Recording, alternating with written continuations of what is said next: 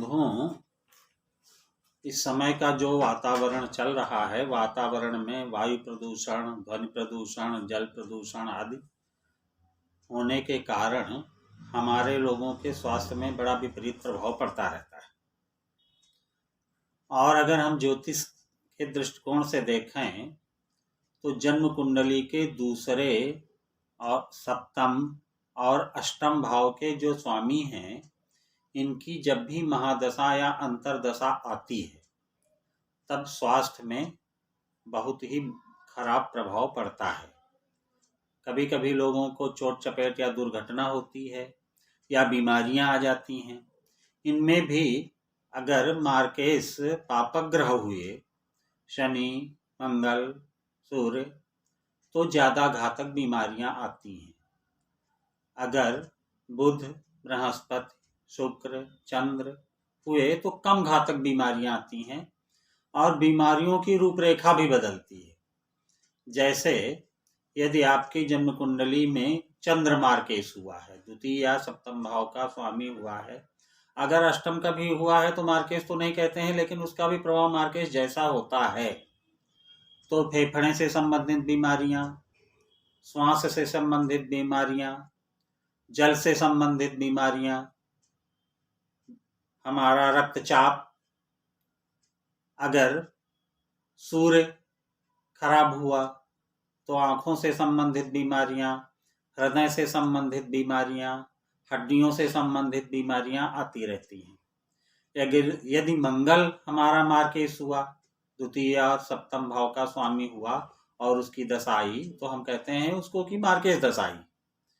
तो चोट चपेट, दुर्घटना, फोड़ा फुंसी, रक्त संबंधी विकार, ये मंगल कर देता है। बुध होता है तो वो फोड़ा फुंसी, किडनी से संबंधित बीमारियां, पथरी, ये बुध कर देता है। बृहस्पति खराब होता है, अगर मार्केश हो गया तो फिर आपको लीवर से संबंधित परेशानियां हो सकती हैं। शुक्र मार्केश में तो मधुमेह होता ही है या और ऐसी गुप्त बीमारियां होंगी जिनको कि आप बता नहीं पाएंगे। शनि अगर मार्केश हुआ है तो वो एक लंबे समय तक चलने वाली बीमारी, जैसे क्षय रोग, कैंसर, घुटनों से संबंधित परेशानियां, कमर से संबंधित परेशानियां, ये शनि दे देता है। राहु केतु कभी मार्केश नहीं होते, लेकिन वो तो ऐसे ही इनकी दशाएं आती हैं तो प्रायः खराब जाती है। तो जब जन्म कुंडली में मार्केश या अष्टमेश की महादशा हो, तब व्यक्ति को उस ग्रह की शांति के अतिरिक्त महामृत्युंजय जप की आवश्यकता होती है। महामृत्युंजय जप बहुत कठिन नहीं है, एक मंत्र है। किसी आप संस्कृत के विद्वान के पास जाकर के उसे सीख लें। सीखने के बाद आप उस महामृत्युंजय मंत्र का विनियोग और न्यास सीख लें। अब आप अपने घर में स्वयं के लिए यदि करना है तो सामान्य रूप से शिव जी की पूजा करें, विनियोग करें, न्यास कर लें। 1 माला, 5 माला, 11 माला, जो भी संभव हो, नित्य प्रति महामृत्युंजय जब करते जाएं। अब ये ध्यान रखें कि लगभग जब 1.25 लाख हो जाए तब एक बार आचार्य को बुला करके हवन अवश्य करें। यदि आपके पास समय का अभाव है या आपका न्यास, ध्यान, विनियोग ये करने में असुविधा हो रही है, तो और सबसे सरल उपाय है ओम जूम सह, इसको कहते हैं लघु मृत्युंजय। इसमें विधि विधान की आवश्यकता नहीं है, लेकिन ये कम से कम 11 माला रोज करना होगा, तभी इसका प्रभाव आएगा, लेकिन प्रभाव आ जाएगा। और इसको कम से कम 5 लाख करने के बाद हवन कराएं, तब इसका फिर लाभ मिलेगा।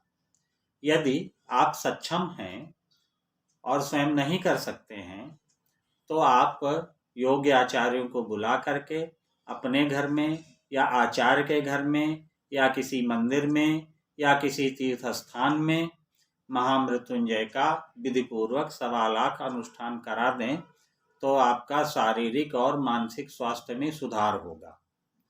महामृत्युंजय में एक बड़ा मतभेद है। कुछ लोग कहते हैं ओम ह्रौं कहना चाहिए, लेकिन हमको गुरु परंपरा से जो मंत्र प्राप्त हुआ है वो है ओम हौम। संस्कृत में औ की मात्रा का उच्चारण औ हो जाता है, इसलिए हमारे उच्चारण को ध्यान से सुनिए। ओम हौम ओम जूम सः भूर्भुवः स्वः त्र्यंबकं यजामहे सुगंधिं पुष्टिवर्धनम् उर्वारुकमिव बन्धनान् मृत्योर्मुक्षीयमामृतात् भूर्भुवः स्वरोम जूम सः हौम ओम। ये वास्तविक महामृत्युंजय मंत्र है।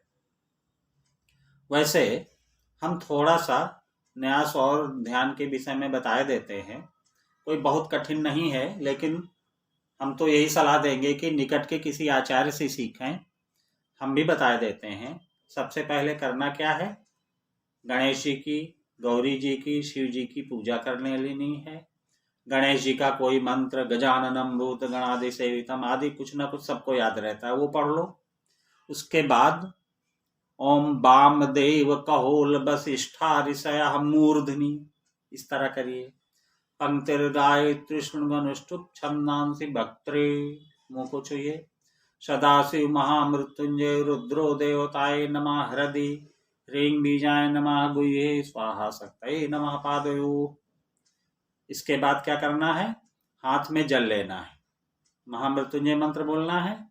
ओम हौम ओम जूम सः भूर्भुवः स्वः त्र्यंबकं यजामहे सुगंधिं पुष्टिवर्धनम् उर्वारुकमिव बन्धनान् मृत्योर्मुक्षीयमामृतात् भूर्भुवः स्वरोम जूम सः हौम ओम।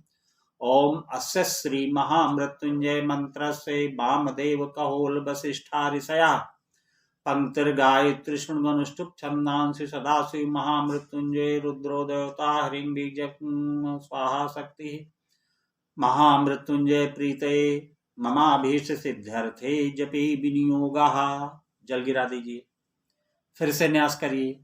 ओम हौम ओम जूम सा भूर्भुवः स्वः त्र्यंबकम् ओम नमो भगवते रुद्राय शूलपाणये स्वाहा हृदयाय नमः।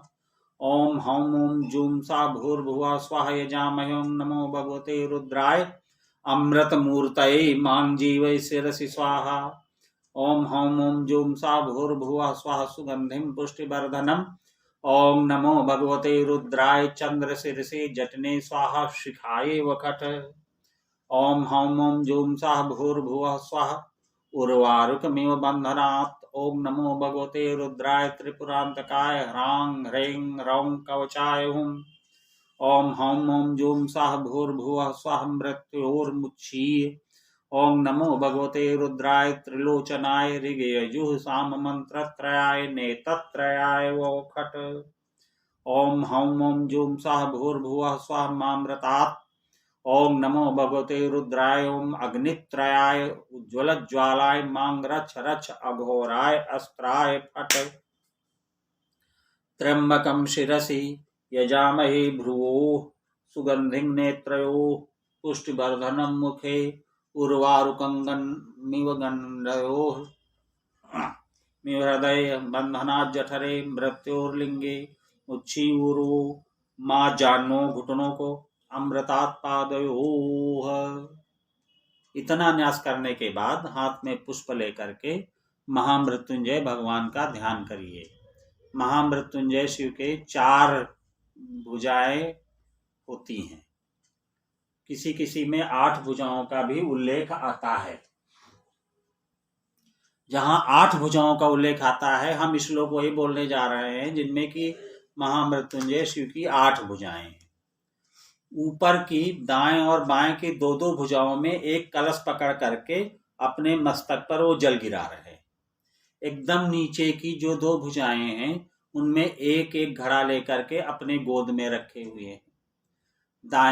अब दाहिने हाथ की नीचे से जो दूसरी भुजा है उसमें उन्होंने रुद्राक्ष माला पकड़ ली है। बाएं हाथ में उन्होंने मृगी मुद्रा बना रखी है। ये ध्यान होना चाहिए। और साथ में उनके बाएं अंग में मां भवानी भी विराजमान है। अब हम ध्यान का मंत्र बोलने जा रहे हैं।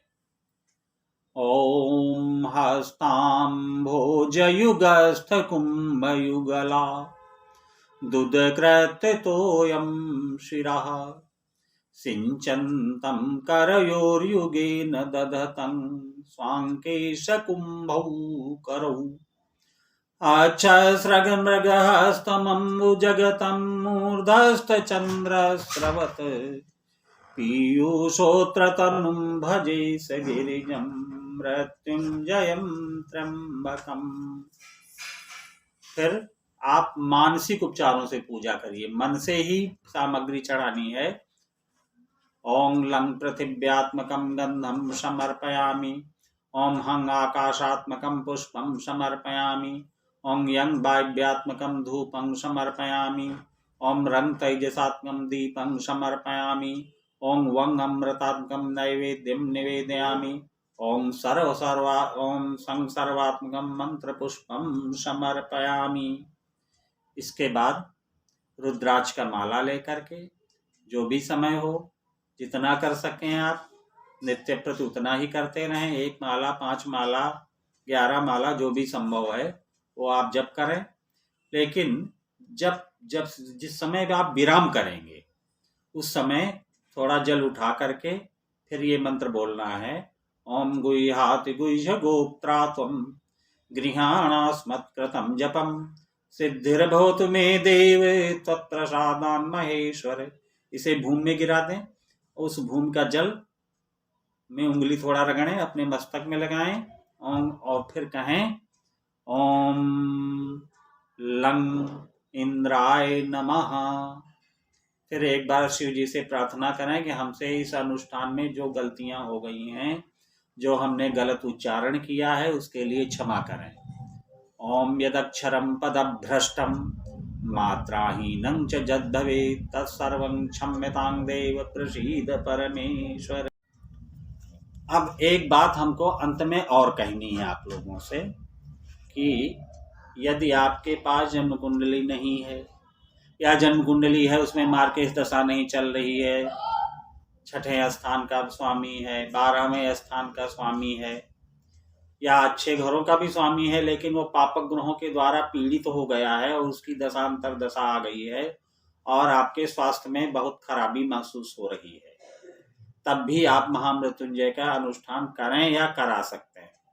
और हमारा तो ये भी कहना है कि यदि संभव हो तो प्रत्येक व्यक्ति को हर 5 वर्ष में एक बार महामृत्युंजय का अनुष्ठान करा लेना चाहिए, अथवा अपने दैनिक पूजा में 1 माला महामृत्युंजय जप को जोड़े रखें तो आप सदैव स्वस्थ बने रहेंगे। बोलो श्री महामृत्युंजय प्रभु की जय।